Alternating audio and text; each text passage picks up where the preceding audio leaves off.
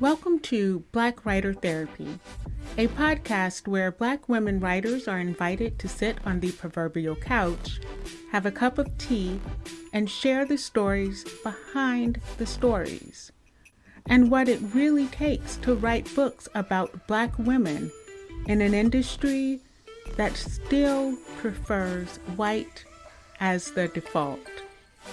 I'm your host, published author and unlicensed therapist, Ella Shine. Black Writer Therapy is now in session. Nancy, who's waiting to see Ella. Today, award-winning USA Today bestselling author N.D. Jones is here for her session. She lives in Maryland with her family. N.D.'s desire to see more novels with positive, sexy, three-dimensional Black characters as soulmates, friends, and lovers drives her to create paranormal romance. Sounds like N.D. Jones is ready for her session. Ms. Jones, Ella will see you now. Hi, I am so excited to welcome N.D. Jones, USA Today bestselling writer of fantasy and paranormal fiction, to Black Writer Therapy's proverbial couch. Hi, Miss Jones. How are you?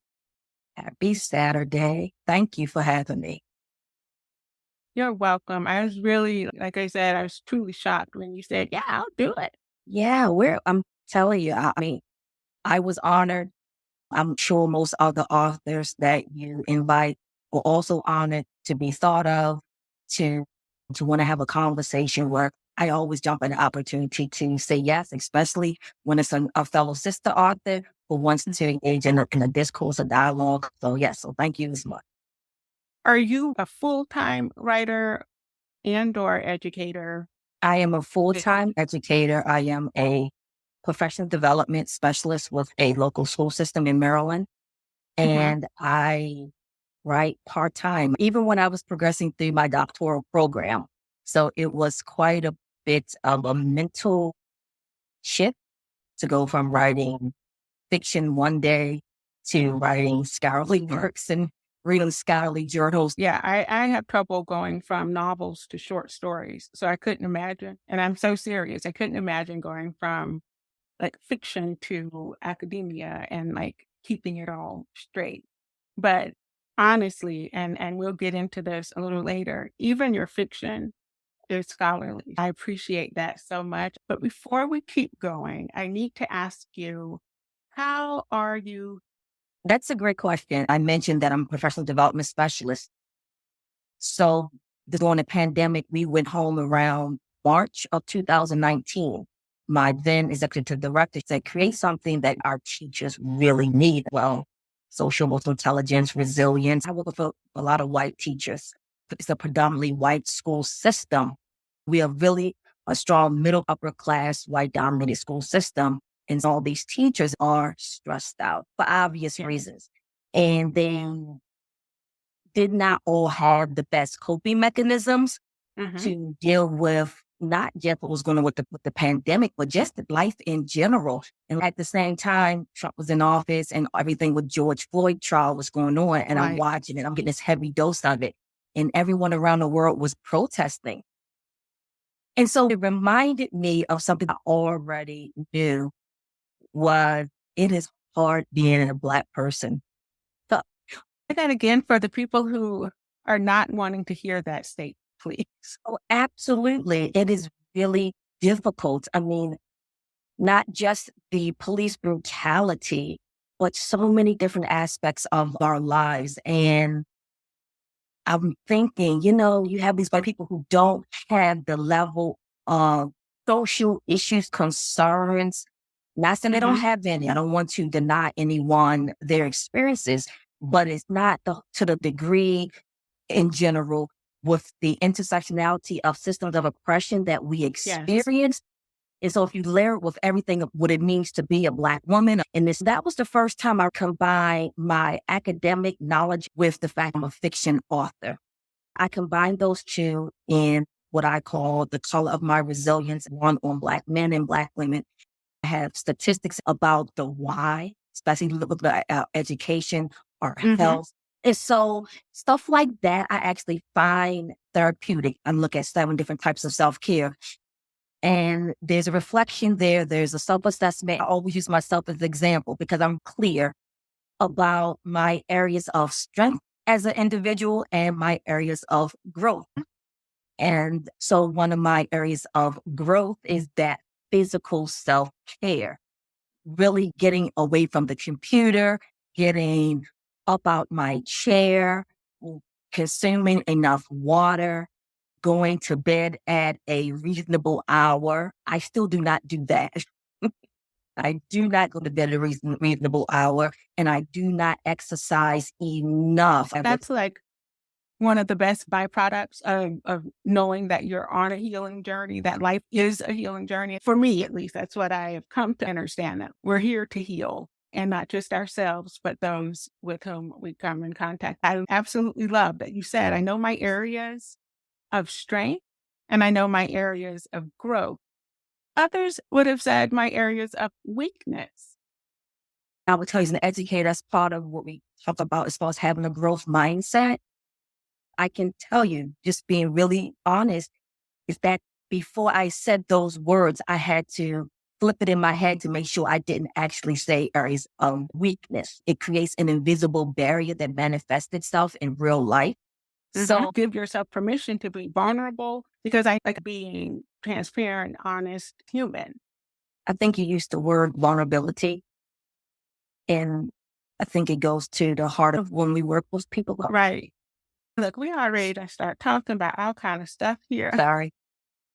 No, this is exactly what I love about this concept. I'm a firm believer in giving voice to those whose voices are not always amplified and not always heard and uplifted. And I don't know exactly how far my podcast is going to go, but I am willing it to be a major form of literary revolution, because that's what it's really about.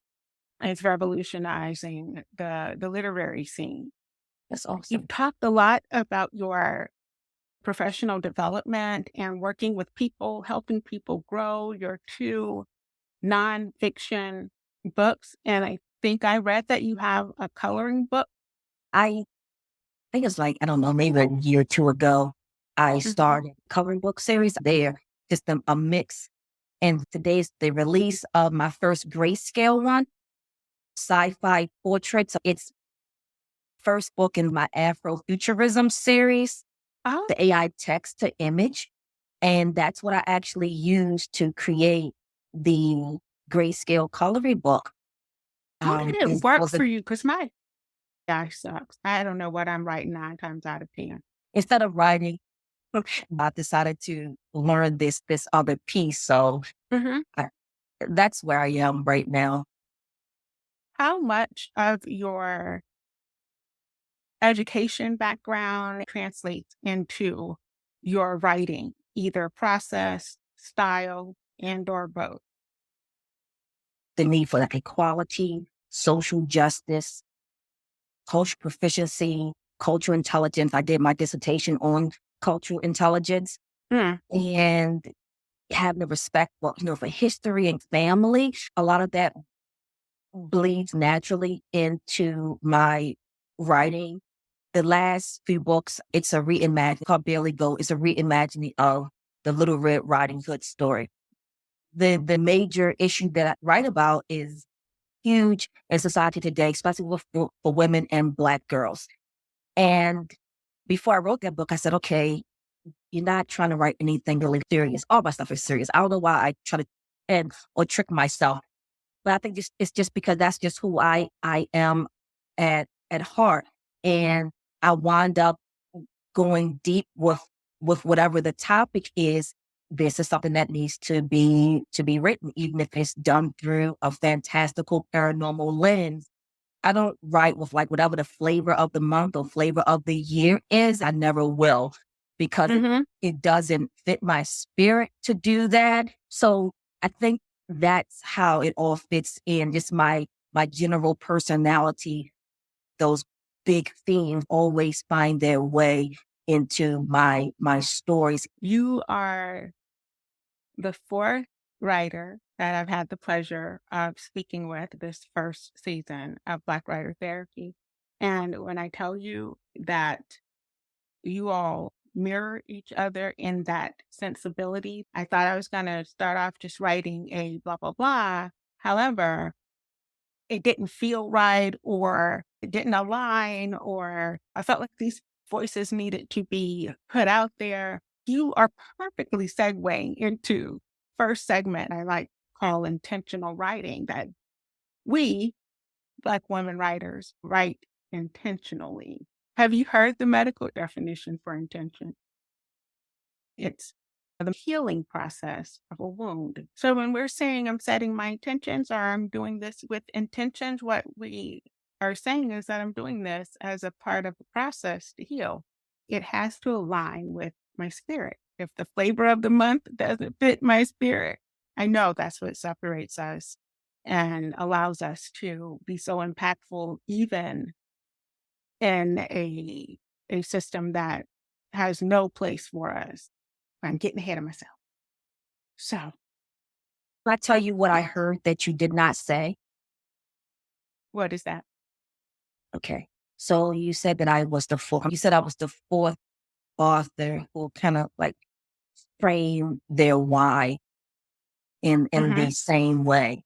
And so what I heard that you did not say is that these are all authors that you personally chose. So I don't know if you consciously or unconsciously chose authors whose energy perhaps aligned closely with yours in a certain way, because the commonality beyond the obvious that we're all writers is really you.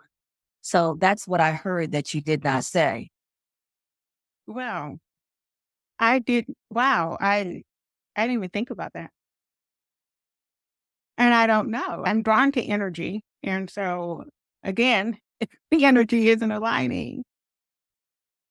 And it was very, very strategic in asking the women that I wanted on the show, because there's a certain type of writing that I'm drawn to. And so it's the writing that hits the mental, emotional, spiritual, physical. I need writing that touches all the bodies. And so I guess, yeah, I guess that's it. Interesting. So when I asked what book was most cathartic for you, you told me that it was Mafdet's Off, Clause. I'm just going to put this out here. The first book that I read of yours was the first book in the Death and Destiny series. okay, A Fear and Faith. And I met Asifa Berber and Tanura Williams. And I think I messaged you on TikTok and I was like, girl, you got me out here looking for big black and gray stripes. Okay, I loved him. I was looking for him. And I was just like, I read through the series. I was like, how does she fit all of that? Like, what are you doing? So I said to myself, I'm ready for this. I've read 3 of her books. We chat a little bit on TikTok. I'm ready for this. Indeed. I wasn't ready. I was not ready. I wasn't prepared. I am still bruised, broken. I am putting myself back together slowly. That book, it needs to be taught, like in high school. Like that needs to be, if I were teaching still, that would be the first book I taught in my American Lit class. That would be the first one I taught. Because it's just that amazingly written. The kids would pore over it. They absolutely love it. But more importantly, they would get a sense of how and what and the scale that I haven't read anything that does that for the understanding of that time period. Like, yeah, I wasn't ready. I wasn't ready. I'm still trying to get it together. Please tell me, How is this book the most cathartic thing you've written thus far? And I'm going to look at you because I need to see your face. So, That was a difficult question. And I never asked myself that question. But this is what I know. There are scenes, and because you've read them, that made me cry as an author as I'm writing. mhm, A Queen's Pride is the first book in that duology. And so Mofdet was a very strong supporting character. And I didn't know what her story would look like. And it was a part in The Queen's Pride in which she revealed that she had been a mother and that she had children, but it was a plural.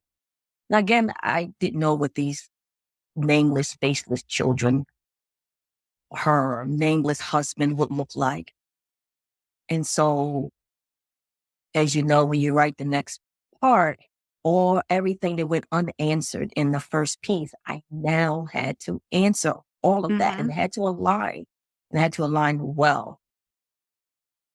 And so I had to build a family, and in building her family, I knew I had to take them all the way. And so I don't want to shortchange it,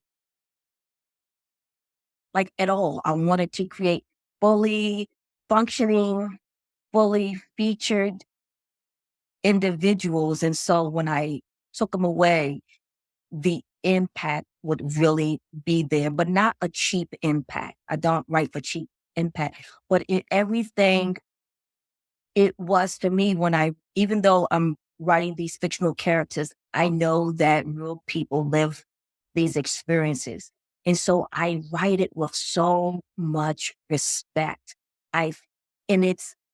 So we talk about the research. So I did all this research, and I create certain characters based on either a particular person or a particular personality type, or type of individuals that existed.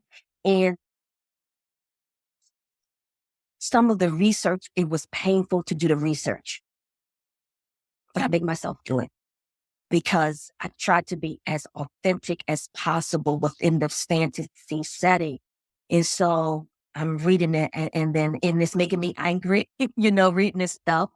But I always tell myself, and I've said this before in other places, if a person could live and experience X, I could at least read it.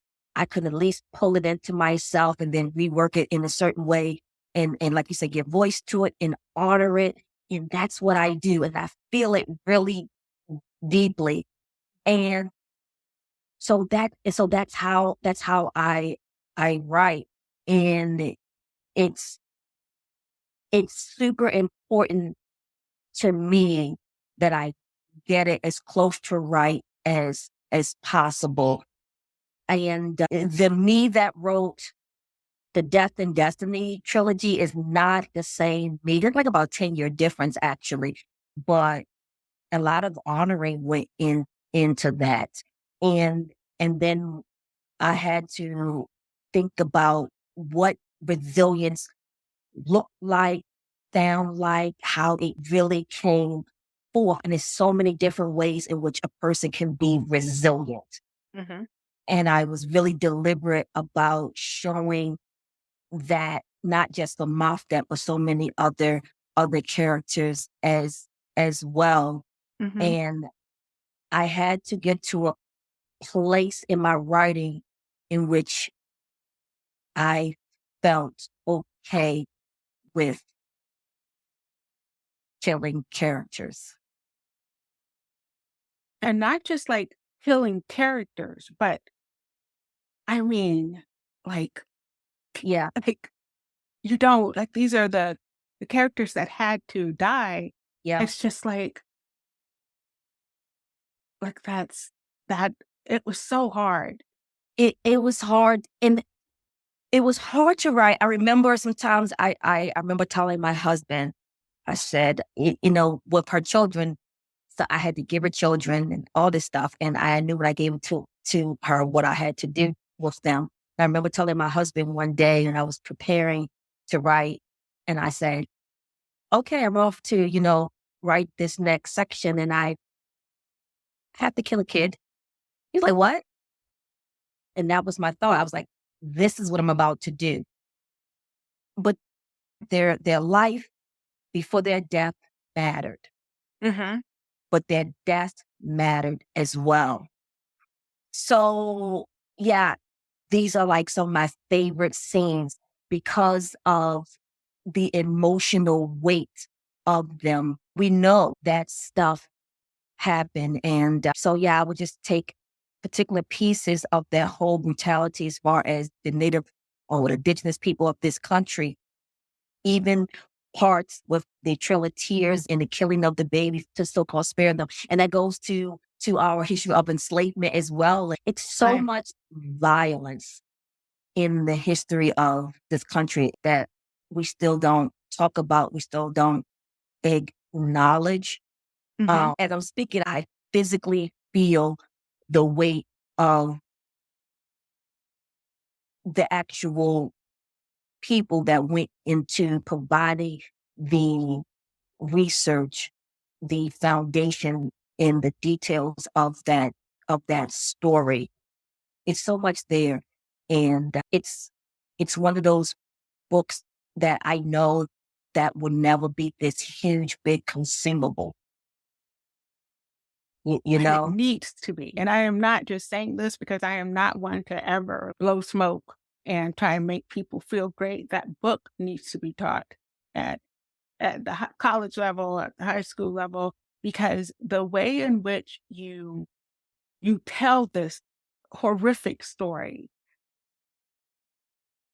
because the reality is you brought it all the way full circle, allowing Moftet to live to be 100 and some odd years old. So we're in like the 2000s at the end of the book, and it's still here. Maybe those people are not here physically, but that experience is still coded in the DNA of their current people.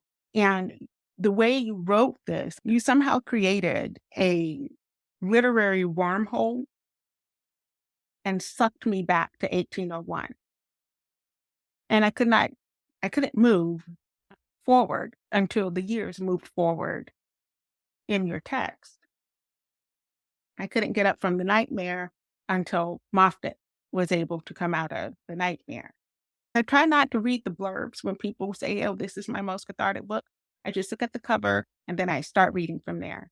I'm trying not to fangirl here. The fact that you had the field day and the human, and I was like, I went on some transcendental stuff. I was like, wait, what is she saying here? Because I knew who the field day represented and I know who the humans represented. So this field day is that ability to transform or transmutate. Is that like saying, hey, we still have our soul intact, our humanity, our sense of connection. And unfortunately, the humans have lost theirs. And that's why they're able to do the things that they do. Like I went there, I was asking that question, and I was looking at all the names, and I am a kicker for names. That's where she get these names from. What do they mean? So like you, I'm plugging names in. And most of them came from the show notes. It's like, you're so smart. I love smart writers. I love writers who write for smart people. I love smart writers who write for smart people because you send me on a little hunt. I don't know. The book, as painful as it was also very beautiful. Their little family, their little precocious twin girls, and the older, very sassy girl. I was like looking forward to her shifting. I was looking forward to her first transmutation. I fear she never got it because of the gas. And I mean, I was coughing and choking right along with them. I don't get this experience unless I'm reading the kind of Black women's fiction that I love reading. And this is why I love reading Black women writers. Because it doesn't matter if you're writing fantasy, paranormal, romance, mystery, literary, whatever you're writing, it is still teaching. It is still healing. It is still giving voice to and honoring. And it is all those things that most writing could never do. And yet, like, I'm going to say we do it without thought. It's an instinctive approach to writing. Would you say? I would say yes, but I think it's also, I know there's things I'm really deliberate about. I was thinking the word that popped in my mind was relationship. And I'm very conscious and deliberate about how I choose to cultivate relationships. So if you just look at the character of Moth, that she was a wife, she was a mother, she was a daughter, she was a friend, she was a neighbor. And so each of those are different aspects of who she is, the same way that we are many different spokes in the wheel that make up who we are as individuals. And so depending on the character, that was a certain type of relationship. And so I had to ask myself, what does that relationship look like? And then I had to want to string it along, because I wanted her to be a certain type of mother, not a perfect mother, but I wanted that to really, shine through her motherhood and then her being a wife, for all of that.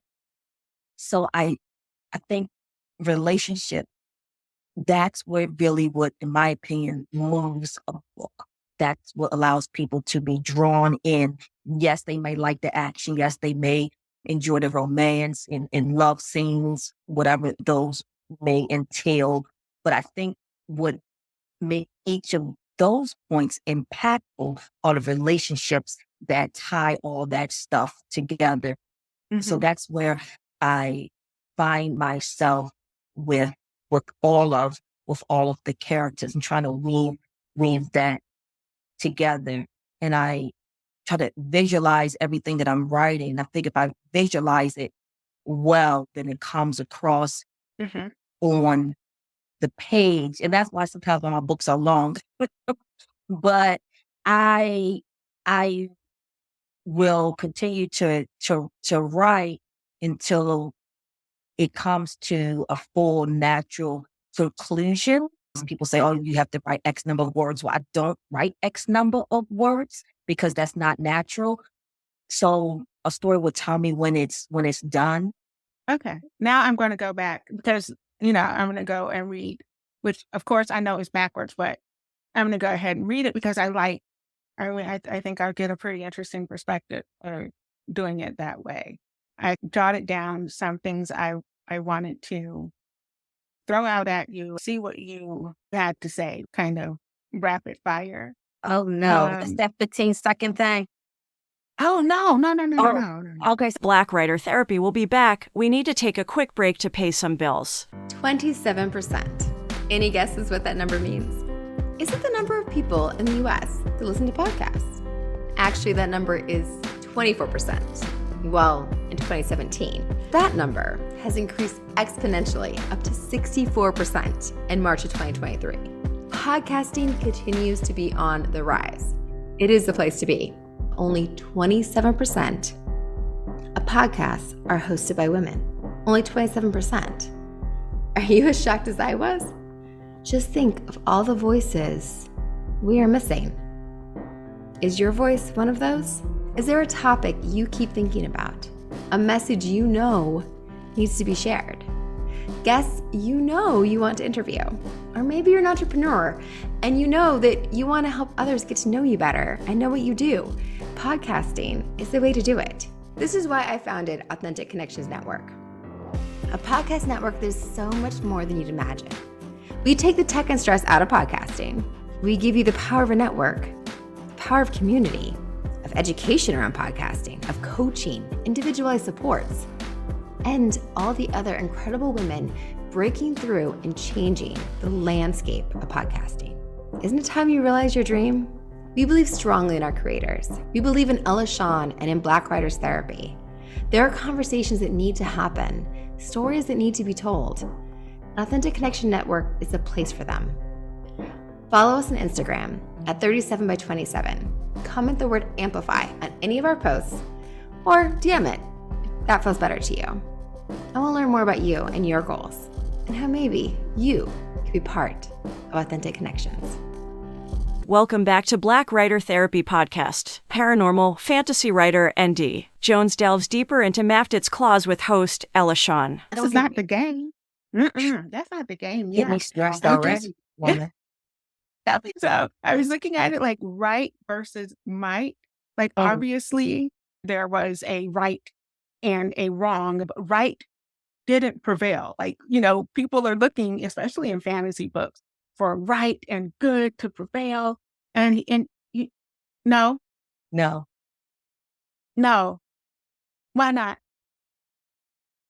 Outside of the authenticity and the accuracy, but this is fantasy. We want right to be right. So, because sometimes it feels wrong to write it that way.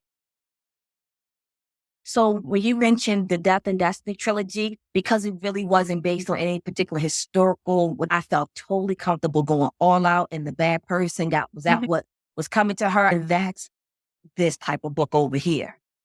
But then when you have this other type of book that leans into historical truth, it always feels dishonest to give a undefeated when it just doesn't fit right. But you can give smaller nuanced wins. It's not this big, huge win, but most things in life aren't. right. I gave her that couple of really big wins. She had a bound family, and then the whole part with her daughter and getting her daughter back. That's a win. We're seeing that now in so many aspects of lives. When you think about Russia and Ukraine, for example, bad people are winning, even if the Ukrainians win some of these skirmishes. So no matter the result, they've lost. So much of their country's been destroyed. But if you follow certain individuals, you'll see certain smaller wins. But the bigger picture is not a win at all. Very good. Okay. Feminine power and capacity. Yeah. Most of all my books, strong female lead sometimes. And so that strength comes in many forms.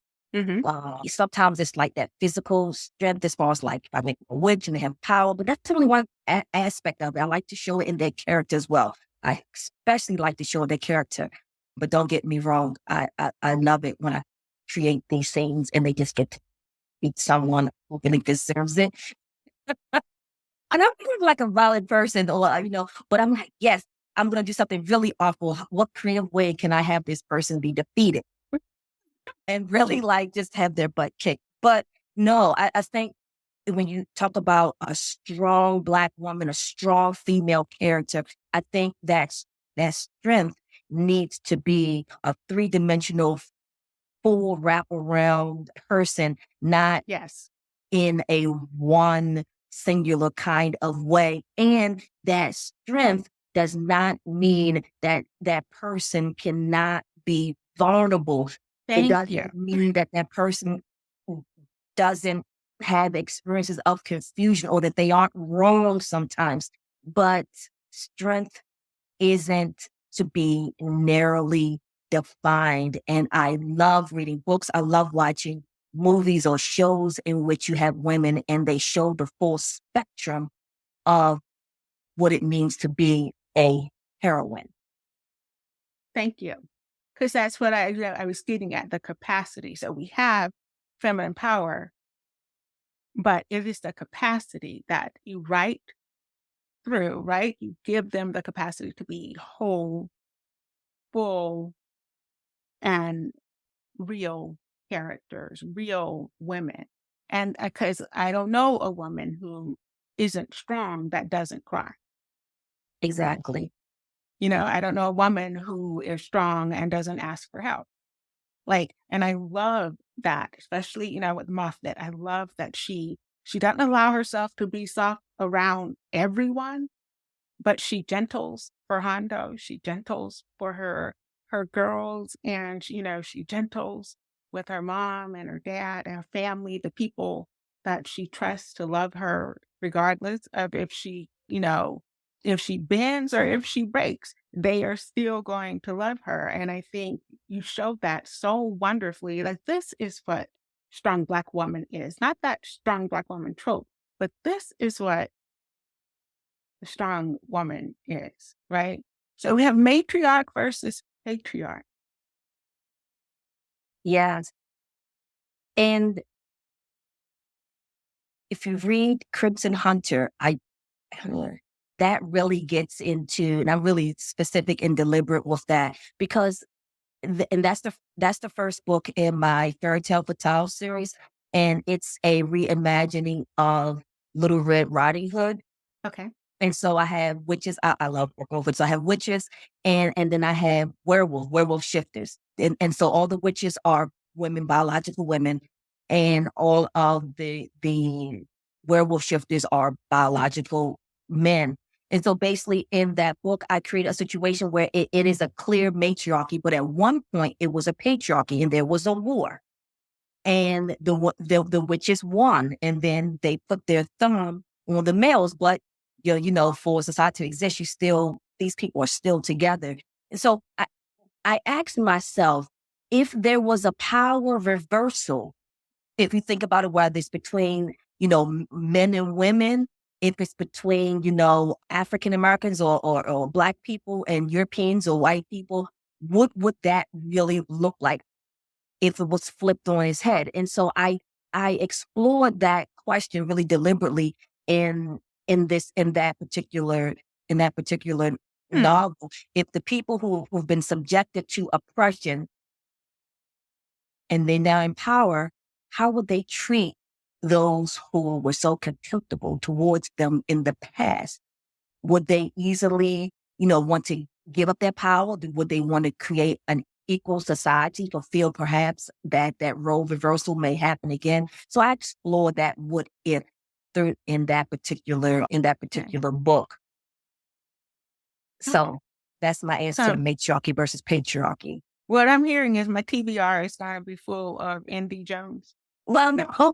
Reading is actually me working. That's the conclusion I came to. It's one of my best conclusions. It's equality and equanimity. If society had both of those things, if society were led by equality and led by people who sound mind and even killed, it would be a society that was more productive and progressive. I think that it is probably impossible to have that kind of society. I think we can have a society that is far better than what we have today. There are people who genuinely are out for equitable results. But I think, unfortunately, human nature for too many people is about a hierarchy. And if you feel a need based on whatever shallow level of distinction that you want to offer up to justify your desire to say that you are better than someone, that you should be entitled to X and this group of people should only be entitled to Y. Mm-hmm. I think as long as you have people who think like that and that they can justify and rationalize their behavior, I don't believe you'll have the type of society which you mentioned.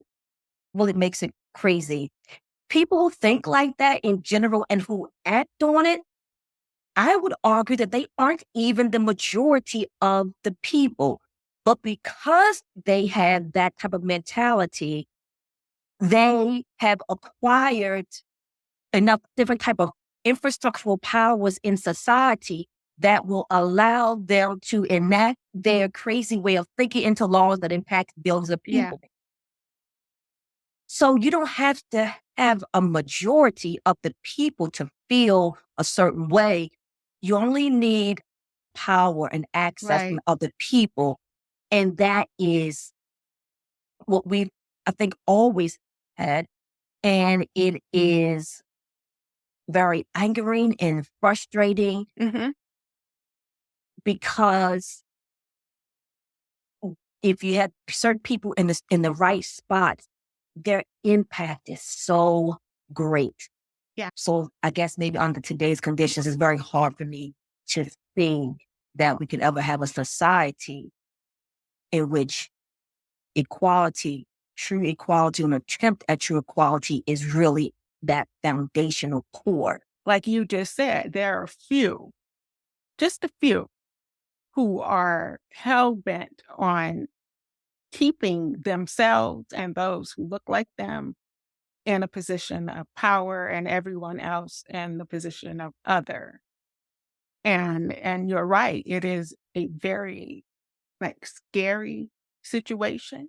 And reading this book, I kind of want so badly to have a Shona to run to. I want a Shona to run to.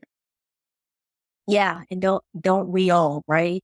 Wish you had something like that. And they said we will go there, but do you really want to be in a position to have to kill so many people or to have members of your society, community die? Mhm. A normal leader, normal people who are thinking in a rational way will say, let me try every other avenue Right. before we take up arms. And that's the right type of leader to have. Those are the right type of people who in power should be making the decision. It's the ones who don't have that same value of life because they Mhm. make different types of decisions. A lot of their decisions are very selfish. Yes. So when you make decisions from a totally selfish place like that, nothing really good comes from it. Mm-mm. And the piece that you said, to mention this piece, I think I thought about this earlier when you mentioned Martha's clause. One thing I wanted to show in this book, because I think it's really true in real life, is that generational trauma. Yes. And that was something that she didn't fully understand in her dreams. But so some things that her parents did was because of their experiences. And because of their experiences, they raised her in a certain way. And because of Mhm. how she was raised, she treated her kids in a certain way. But that, I really wanted to look at that because I think that generational trauma is something that we don't talk about enough. And we don't always recognize the depth of impact. Yes. It's funny you mentioned that. My current work in progress, that is the whole foundation of it, how those generational traumas pass down and how they manifest themselves with our health and our predisposition to certain things. And I'm focusing on mother-daughter relationships because I have yet to see one that survives the daughter's 22nd, 23rd year without going through crazy. Black Writer Therapy Podcast will be right back. You don't want to miss the conclusion of ND Jones' session on the virtual couch. In a world where shadows dance and secrets lurk, comes an unforgettable saga of broken souls, written by Ella Shawn. Get ready to embark on a gripping journey through time, a dark Southern coming-of-age saga that spans over 30 years. Nothing is as it seems. With every turn of the page, secrets unravel, revealing a web of intrigue that will leave you breathless. Breaking is the easy part. Having the courage to look into the mirror of your souls, allowing yourself to be consecrated, to rise harmoniously in alignment with self and the universe, that's the hard part. Join John and Vivian on this unforgettable journey where shattered souls rise, courage is tested, and destinies are forged. The Broken Soul series by Ella Shawn, a gripping 4-book masterpiece that will keep you captivated till the very end. Don't miss your chance to experience this compelling tale of love, loss, and redemption. Purchase your copy now and be prepared to have your soul shattered. Because sometimes the darkest paths lead to the brightest light. Welcome back to Black Writer Therapy Podcast. Before we dive into the healing points, I want to hear you read the most difficult scene. Oh, okay. I think you already know how much you want me to read. As much as you want. All right. I'm serious. I love hearing authors read their work. And this is one of my favorite scenes. This is going to be a little bit longer. So Let me sit back and get comfortable. this is Hondo speaking. I want you, our children, in a quiet life together. Hondo recalled Mofdet's words the night she told him of her pregnancy. At the time, neither had known the pregnancy would result in the birth of 2 wonderful children. For a little while, I was able to give her all 3, but only for a while. Not enough. Not nearly enough time for our family. Don't you dare. A hand connected with his left cheek, quick and stinging. Hondo's eyes popped open. Did you slap me? He'd never seen a person look both unrepentant and solemn. And I'll do it again. Chidu knelt before him. I can see it's your time, Samhuri. I know it's a struggle to hold on, but please. She squeezed his knee. Please, stay with us a little longer. Wait for your wife. Unlike Mofdet, Hondo had never dreamed of death. There were times he told her he wished he could take the nightmares on himself to spare her pain. But what good was sincerity when one faced the impossibility of true action? No matter either of their feelings, they knew Mofdet would have to carry the burden alone. Now, all Hondo could do was pray his death wouldn't haunt Mofdet for the rest of her days, preventing her from finding peace, if only during her waking hours. Pounding feet rushed down the hall, and Hondo smiled. In no time, Mofdet knelt before him instead of Chidu, and his smile grew that much wider. Mofdet took Mufaro from him, handing her to Adawa, who, along with Chidu, retreated to the other side of the reception area with Purdy. I'm here.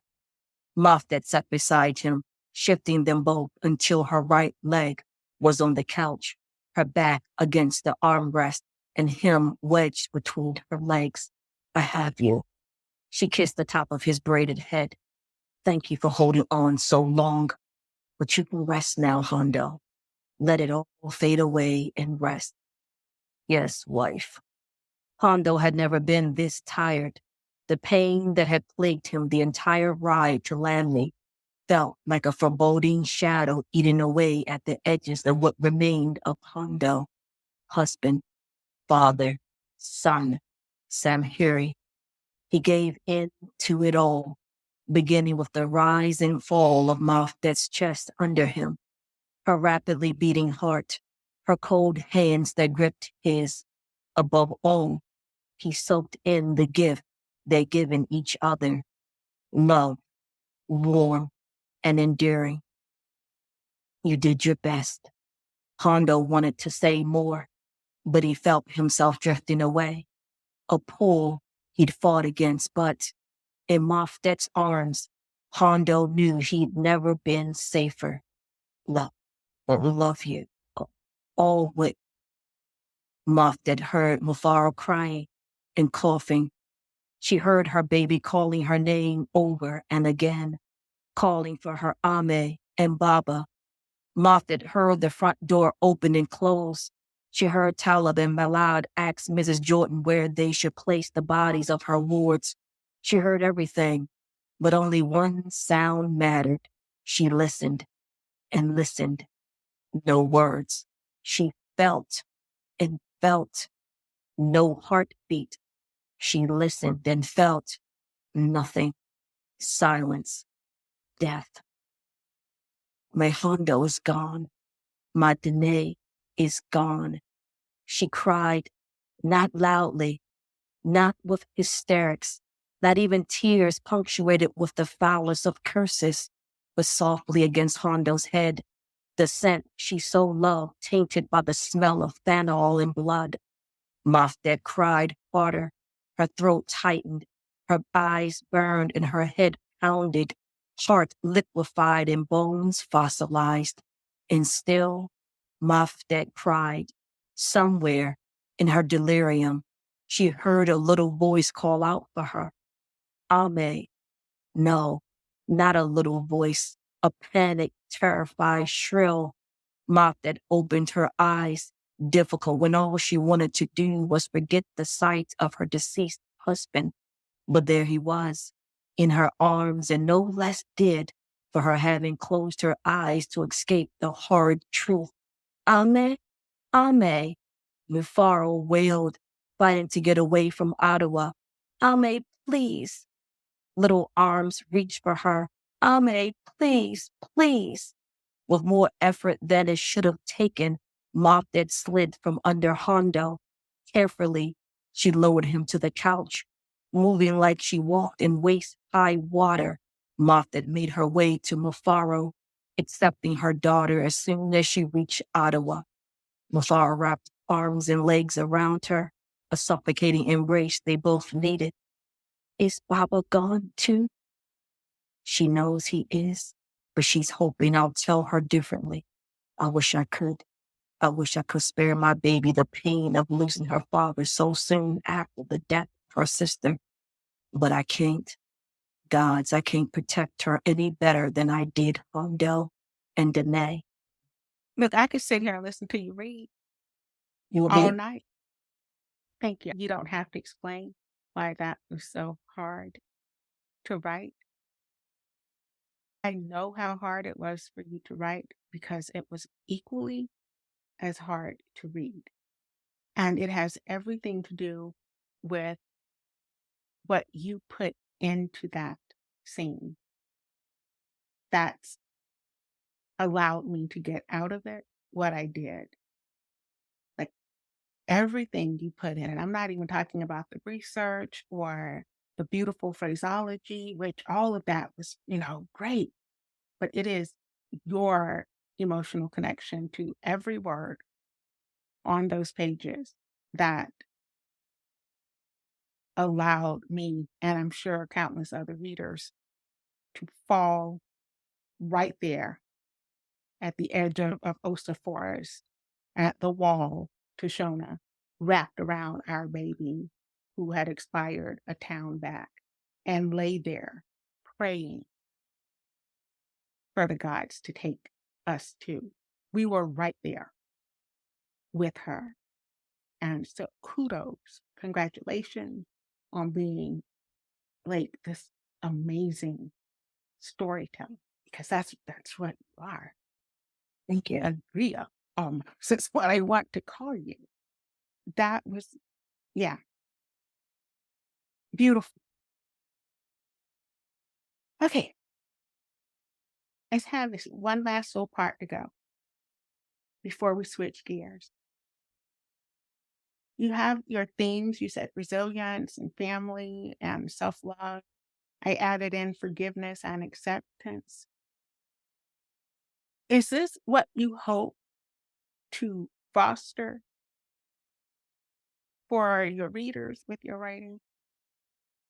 I'm still caught up in this. It's so painful. I don't try to manipulate my readers into feeling a certain way. If I read it and I feel that way, probably other people who are of a similar persuasion will probably also feel that way as well. Sometimes we put parts of ourselves we're kind of unconsciously thinking about in the book and we don't realize it. Mm-hmm. Some things I do on a very conscious, deliberate level, but I think there's this undercurrent sometimes that's there as well. There are certain patterns that we don't realize. that a person who's maybe fresh to the book in a way that you want, they pick up on that nuanced piece that you yourself may not be aware, because sometimes we are so always sophisticated enough to be in tune to every aspect of who we are that could possibly come across in what we write. And I enjoy when people can pull out something that I did not think about. That's natural, and I don't know how as authors we could possibly account for it. I don't think that we can. No, and that's the thing. Like you said, the family, resilience, and self-love. And I was like, yes, and forgiveness, because we have to also be willing to forgive ourselves, and we have to be willing to be kind. And Moffitt had to learn these things, as to gain a willing spirit of forgiveness of self, and not just love of self, but also acceptance. And you have so much sacrifice and loss. And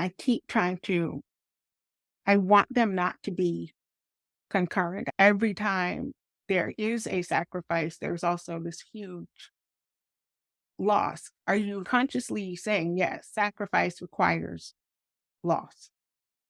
No, I could tell you, I don't believe that sacrifice means that you have to have this great loss. I mean, it's what we talk about, like opportunity cost, right?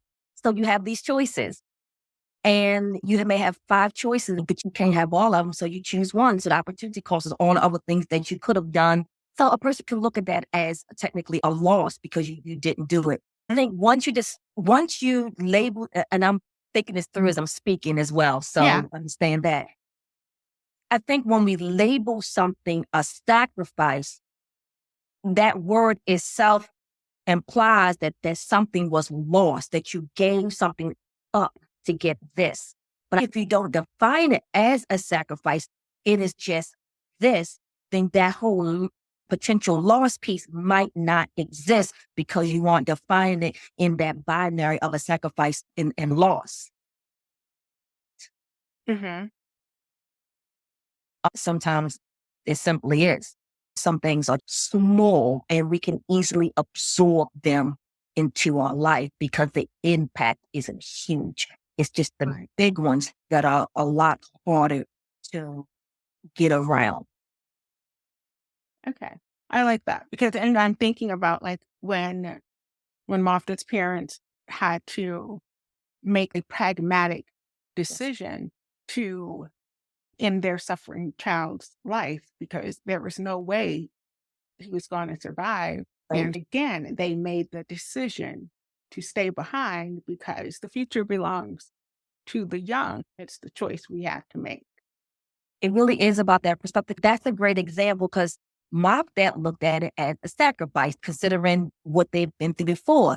Because she had that perspective, what she wanted from them was different than what they wanted to give. So because they didn't do it as a sacrifice, as a strong decision, they were at odds. Those competing perspectives impacts how you interact with someone because you're looking at the same thing from 2 totally different lenses.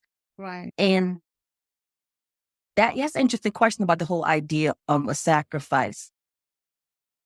I think sometimes people use that word also as a way of saying, hey, I'm a victim.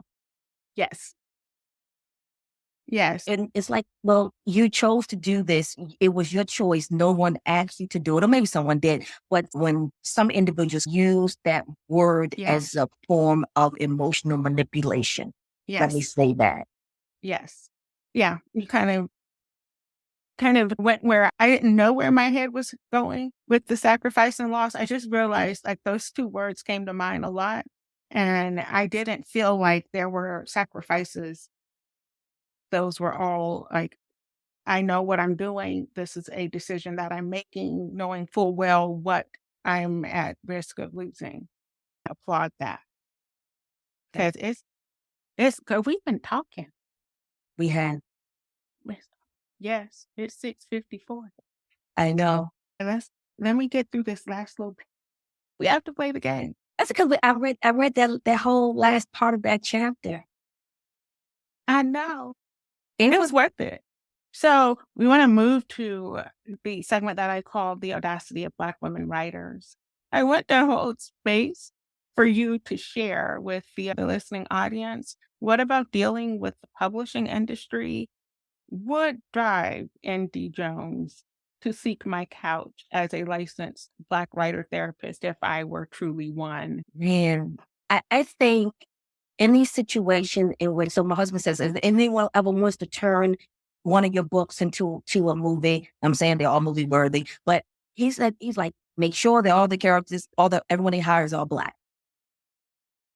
I think if anyone wanted to change the heart of my story, and the characters, they are the heart of the story, to make them what they perceive to be more palatable to the general viewing public, I will have to seek out that couch. Very much Yeah. so. Because that's the heart of what I write and what I do and what I feel about my books. So if you take that out, it's not the same. Exactly. Exactly. Yeah. Are you traditionally published? No, all my books are self-published. So yeah, if they wanted to change anything, I could see that leading you there. And when I talk about what it takes to be a successful Black woman writer in an industry with a rich history in white supremacy and a decidedly white-centered approach to publishing, I found this article on Book Riot, and it's a very short little blurb that I got. I want to hear your thoughts on it. PEN America also acknowledges that the longstanding diversity problem not only lies in editorial, but also in marketing and publicity. There's little available market research on book buyers and readers of color. The absence is seldom discussed, but critical to understanding the lasting biases in the industry. Readers of color may have different preferences or buying habits, different media that they follow, or topics that they read about, different ways that they learn about and consume books, the report says. In other words, publishers aren't targeting readers of color enough, which perpetuates the lie that diverse books don't sell and forces publishers to put out less books by authors of color. And it was a much longer article, and I'm going to attach it in the show notes. But this was written by Arvin Cerezo, February of this year. So what say you to that? Yeah, I mean, a couple different points. Well, traditional publishers, even for like all these different places where you can go to market your books, they are very white. So let's say I wanted to promote my book on X site. Most of the people who are their readers are white. Some Black authors who write other groups and probably found a lot more success. Mhm. They are appealing to an audience that are used to being appealed to. When that happens, when publishing companies put out whatever the programming is, and there's always a certain face and feel and vibe to it, that's what you are affirming. And so you don't have to say this other thing doesn't matter or it matters less. It is simply the absence of it. And so because I choose to write what I write, put the images in front of people, I say that that is a struggle. Now, I want to be really clear.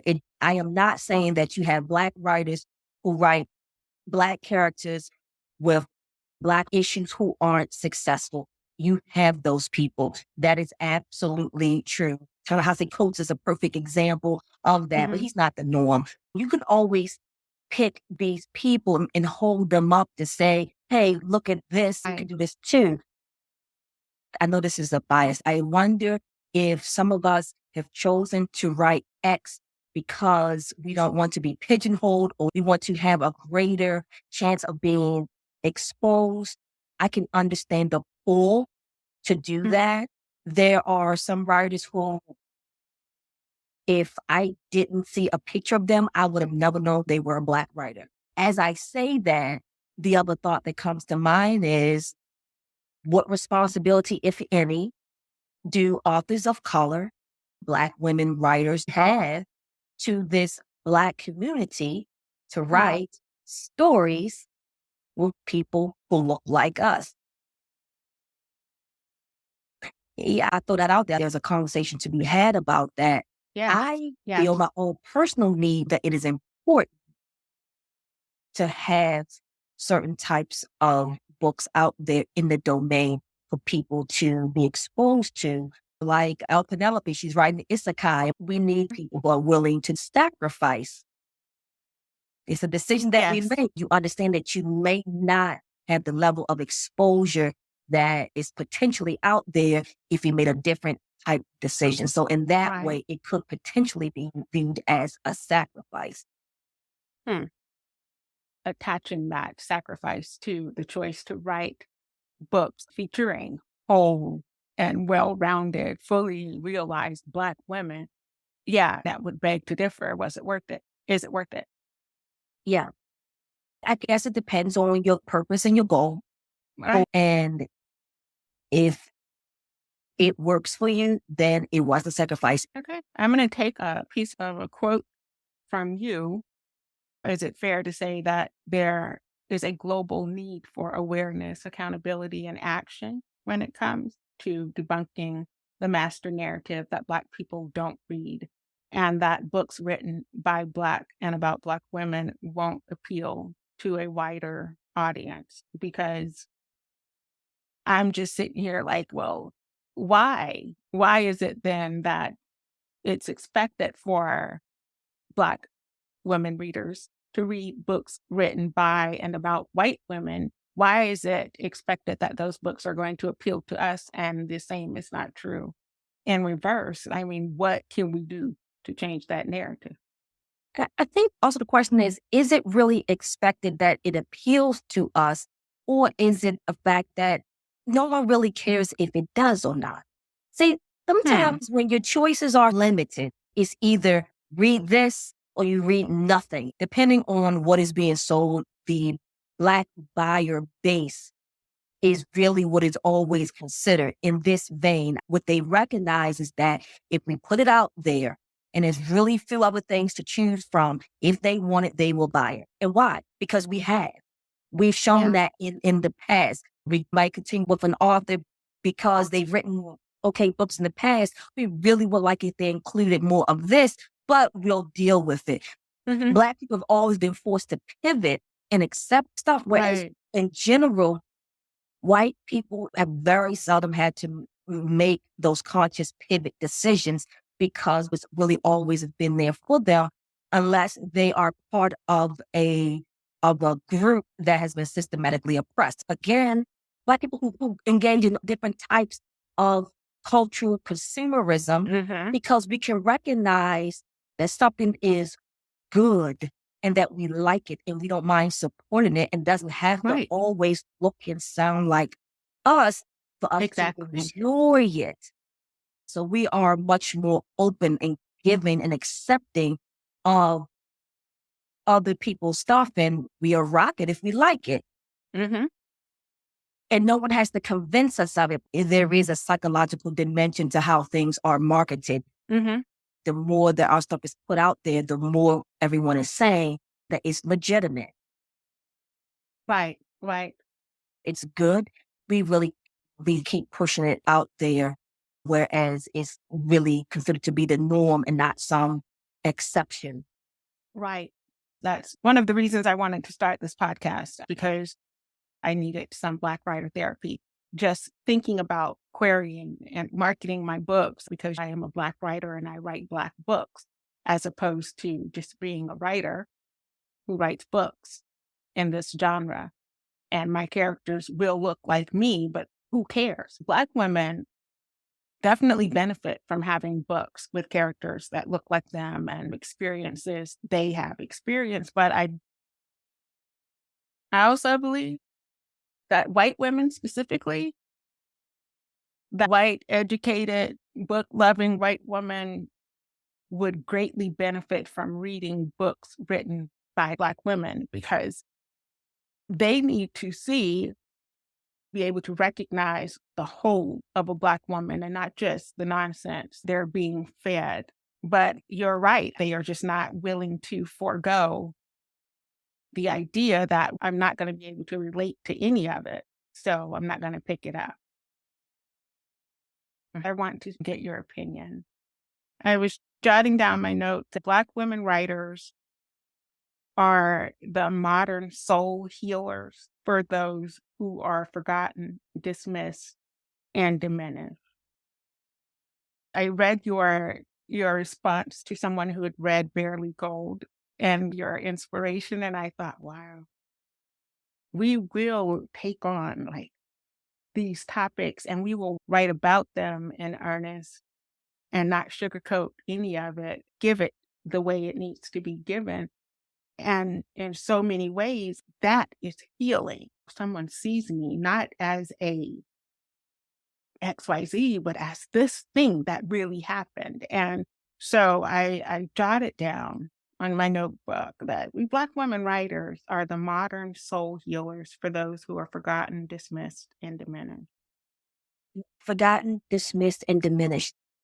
So Barely Gold, all of that's kind of like the themes of the big issue. But I think in many ways, that's how you can really describe the existence of what it means to be a Black woman. Oh gosh. Okay. It's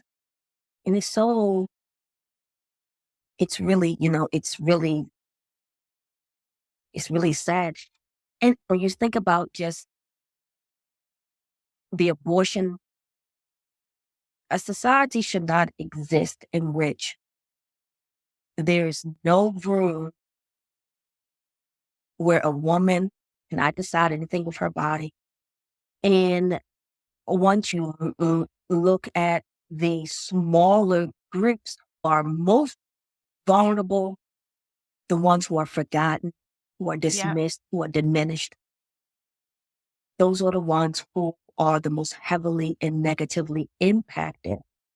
Yes. And I remember teaching Roe versus Wade. Right. And I taught it as if it was just a given. The same way I taught like Marbury versus Madison, right? It was just a given. We never talked about it as if it would no longer exist, but now it doesn't. Mm-hmm.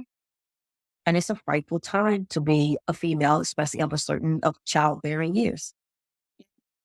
I mean, but in that vein, it's a frightful time to be anything that has been amended into the Constitution as a right. Forgotten, dismissed, and diminished. I think a lot of people will fall under that umbrella, unfortunately, in this country. Yeah. Okay. We are going to play a game. We need a game after that.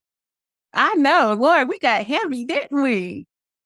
You ready? You said I had to think of an answer in 15 seconds. I don't know. And I had to write down these little hashtags you told me I had to say. So I have a little post-it note right here. I have been the exact same way for this game.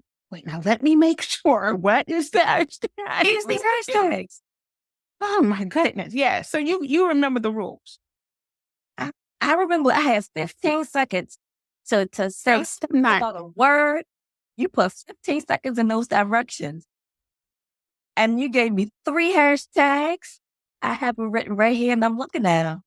And it said if I take more than 15 seconds, I'm going to lose point.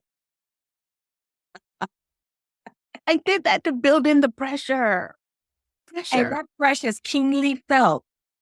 Oh my Lord, this is easy. This is my favorite part of the whole podcast, to be honest. And y'all squirm so much. I just don't understand. I don't understand. Okay. We're going to see. It's called Tell the Whole Story. And what we're looking for is personal anecdotal stories that are inspired by whatever word I call out. So I've taken the word story, and so we have 5 words. One starts with S-T-O-R-Y. And I went in today and I revamped my words because I wanted it to be fresh for you. Just for you. Oh, man. All right. Okay. Now, after you tell your anecdotal story, remember, add your hashtag. I have to choose from these three. I got it. Yeah, I book was it, writer's life, or writing while Black. right. Exactly. Okay. Are you ready? Yes, ma'am. All right. Your first word is scandalous. I don't write erotica. Even though writer life, I did not know. Scandalous. Okay. Yeah. I don't write traditional erotica. I've had authors, not authors, I had readers to write that they thought that my stuff was erotic because I do write open door sex scenes, which are great and we all should read them.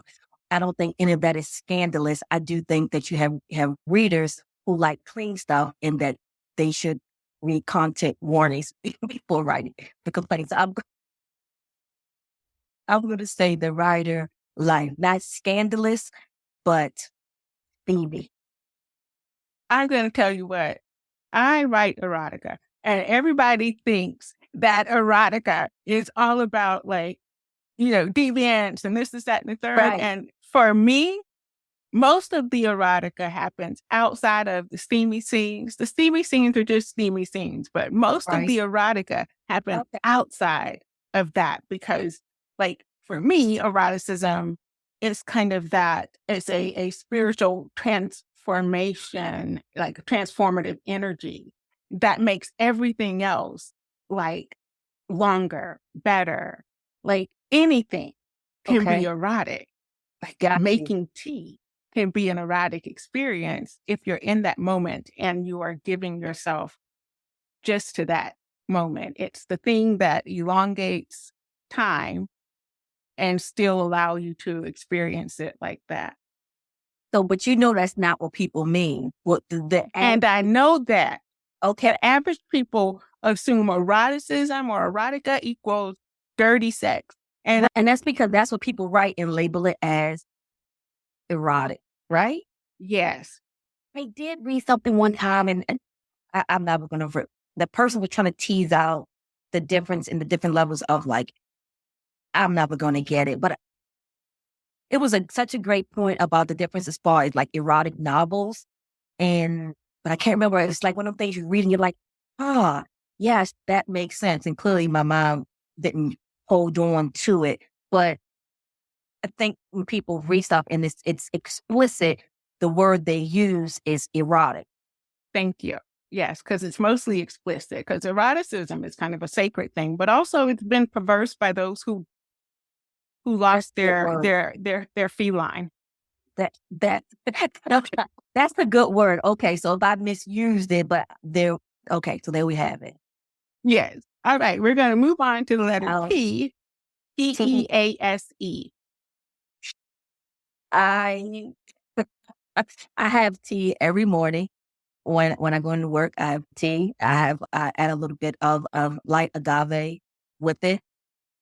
And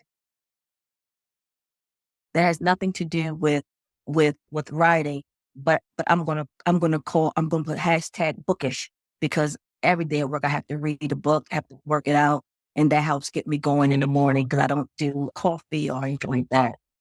Oh, I'm so happy that you are a teetotaler because every other writer's like, I just need wine and coffee. Yeah, I don't drink either, so.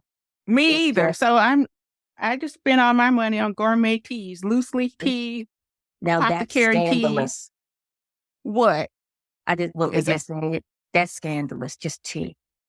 Yeah, but look, I always have tea with me. Always. Cool bean. Okay. O, offensive. Offensive. Well, I just edited, I don't know, a little while ago, A Fear of Faith. I hired a narrator and he just went through it. And so before I gave him the book, I wanted to read over it because I wrote it many years ago. And I read it through a lens of, is there anything in here that could potentially be offensive in a way that I didn't think about it when I first wrote the book? So I found some stuff. I don't know if it was like too offensive, but it was some things that I thought maybe it might be a little bit questionable that I reframed, I rewrote. And so that is, I would say I think that's rare in life. I don't think most of us will go back and do that, because when you have a certain number of books under your belt, it's really time consuming to go back and do it. But I think if you can, like in with the audiobook, it's a worthwhile endeavor. Maybe try to have new language, make new ways of referring to different groups of people. So Right. I try not to be offensive. Sometimes we as authors inadvertently are. Cool beans. Neat. Our revolution. Revolution. I went to Howard for two of my programs, master's and then this other doctoral program. And I remember I always talked about, we need to have a revolution. I majored in Black politics. And I still think we need to have a revolution. I think revolutions can take many faces and forms. And I think it does. I think what we're doing is a form of a revolution, really changing or exposing people to things they maybe never exposed to, broadening the field to be, more inclusive, not waiting to be invited to do so, but engaging in that ourselves. I think that is a form of revolution, of being a revolutionary. I think I told you I engage I do self-care PD, and I use as a title a portion of a quote from Audre Lorde, and when she talks about that, caring for herself is an act of like political warfare. Yes. And what that means to be a Black woman. So I think all of that can be looked at as revolutionary. It doesn't necessarily mean that you're having like this type of physical, but anytime you're kind of like bucking the norm, challenging the norm, or pulling the, shedding the light on something, pulling the coat back or whatever you want to say, that could be looked at as being a revolutionary act. Yeah. And I will say hashtag writing while Black. Give power to the people. All right. Yes, ma'am. Like, this is like the worst Black power fix ever. Have a good one. Your last one. You did really good. What? Yeah. My word, I don't know. I know. Okay, so your last word is yawn. Like, Yawn. Well, I will say that I try not to write when I'm tired. I think when I'm tired, I think other people are tired, that poor decisions are made. And so if I'm yawning and then my eyes are always watering when I get to that point in the evening, and I know nothing really good is going to come from me if I was forcing the issue just to put words on the page. And so I will say, if I'm yawning, I don't need to write. And then I will say that that's hashtag writer life. you did so good. You did really good. Thank you for playing my game. You got all your points, all 10. Look, y'all act like y'all winning a prize. But guess what? We're at That's the it. end. We're at the end, and you did great with the game. I have enjoyed talking with you as much as I knew I would. I knew I was going to be like, I'm going to soak up some wisdom today. And I did. I did exactly that. So I want to thank you so much for agreeing to come sit on my couch. I want to also let you know that I probably will be calling on you for a group therapy session where we all get on a Zoom and talk shop and talk other things that begin with S8 and see how it goes. I thank you. I didn't really know what to expect, but I respect your online presence. It's really rewarding, and it really was a dialogue, and I appreciate your kind words. I appreciate that you gleaned from the book, especially Mark This Clause, really what I was going for, what was on my heart and in my mind when I wrote it, and that you get it. Sometimes I'll read a review and I could tell like this reader really got it. And you did. And that makes me feel really warm. It's rewarding. And so I appreciate everything you said about Death and Destiny trilogy and about Lost Dead's Clause as well. That really means a lot to me. Thank you. Thank you. I wouldn't be a great therapist if I didn't give you homework, because Okay. that's what we do. So your homework. Which Black woman writer do you think needs to be the next to get an invite to my couch? Yeah, I can't. Who has your body? I mean, or not. I can go with someone without my vibe, but I just want to know. Daryl Ray and Shot August. But if you haven't already asked her, have you spoken to El Penelope or Leslie Penelope? No, I She's haven't. wonderful. She's a wonderful person. She lives in Maryland as well. She's a traditionally published author. She's won like these great awards, and she's a sister who writes. I mean, she basically said, "Assume that all my characters are Black unless I tell you otherwise." So, I was on a panel with her one day. She said, "I'm like, that is absolutely true." She's very good. She's very busy, but I think when she can, she does stuff like this. Okay. It would be And wonderful. is she fantasy as well? Yep, she's fantasy. YA. Okay. I read that too. I love fantasy. Like, that is one of my favorite genres to read. I can't write it. Nothing in here will do it, but I love reading. Yeah. All righty. Okay then, Miss L. Penelope, your friend just called you out, and I'll be sending you an email from Black Writer Therapy Podcast. Will do. Okay. Mm. All right. Thank you for your time. Thank you for your time. It was your time that you put it. You know, it was our time. Your time. It was so much fun talking with you. Same. And I'll send you like graphics and stuff a little bit later on. Okay. No worries. For promotion and all that stuff. Okay. That'll be Miss that. B- Yes. That's me, Miss Natalie. Yes, ma'am. Dr. Jones. That's it. Okay, have a good evening. All right. Take care, okay? Okay, bye-bye.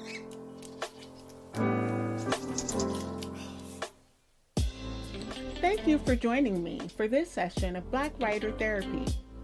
Be sure to follow and leave a review wherever you listen to your favorite podcast. And keep the conversations going on Instagram using our hashtag Black Writer Therapy.